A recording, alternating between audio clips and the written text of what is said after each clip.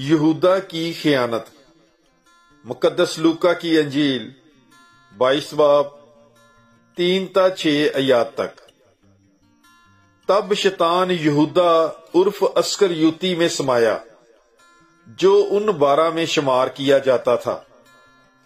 اس نے جا کر سردار کہنوں اور لشکری سرداروں سے مشورہ کیا کہ اسے کس طرح ان کے حوالے کرے۔ وہ خوش ہوئے اور اسے روپیہ دینے کا قرار کیا۔ اس نے بھی عہد کیا اور موقع ڈھونڈنے لگا کہ بغیر ہنگامے کے اسے ان کے حوالے کر دے۔ پاک کلام کے پڑھے اور سنے جانے پر خداوند کی برکت ہو۔ خدا کا شکر ہو۔ God bless you. Bible is life.